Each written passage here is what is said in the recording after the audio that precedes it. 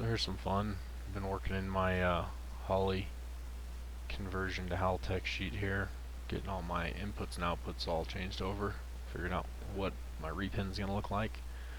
But something's bugging me. It's been trying to do this math for the coil pack and injector draw math, because on the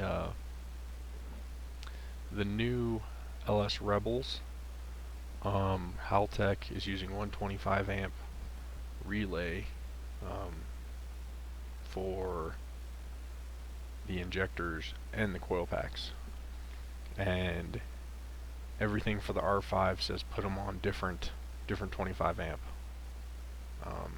solid state relays, or HCO, high current outputs.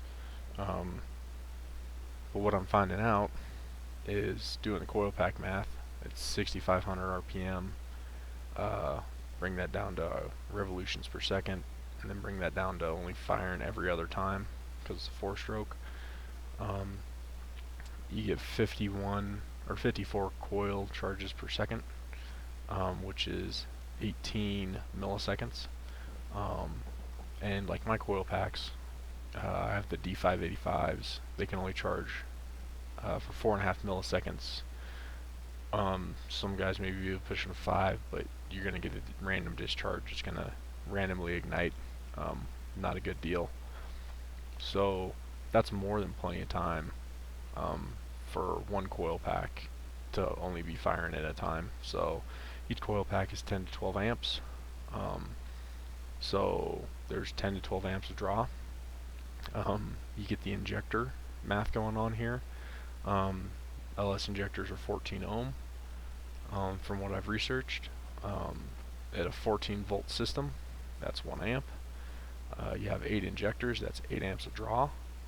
So there's 8 amps. So you add the two together, you get 20 to 22 amps. Worst case scenario combined. So I can see why they're comfortable. After talking with the Haltech guys, the high current outputs are rated for 25 amps. And the only reason they're rated for 25 amps is because that's what the DTP pin is restricted to. That's what they're rated for, continuous draw. That's what I use on my Marlboro fuel pumps. Is a DTP, which is a Deutsch power pin. That's what the P stands for in DTP. So that's the limit. These HCO 25s are capable of pulse width modulating 25 amps. So they have way more overhead, from what I understand, to be able to do pulse width modulation on 25 amps. The solid state relay in there's, who knows, maybe even 30, it's rated for 40, who knows, that's speculation, but it's rated higher than 25.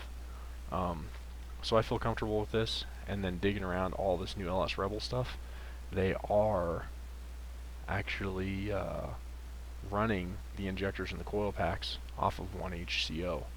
So that makes me feel comfortable doing this. That's going to save me an HCO, so I can run injectors and coils on one, pump 1, pump 2, and then fans, or one big fan off of it. So you can see where they get into concerns in high power situations when people are using IGN-1As though. Those coil packs can consume 20 amps when charged for 9 milliseconds.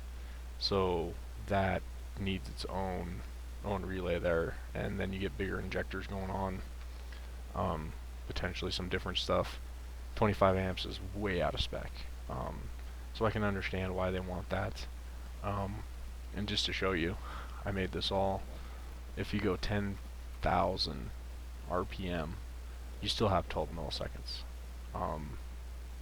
per coil pack firing. So your coil packs, or at least my coil packs, are barely at, they're 35% of their capacity. So yeah, they have plenty of time to chill, do things in between, and those are all going to be dips. It's going to be a spike for that 10-12 amps and then down, and then a spike for that 10-12 amps and that down.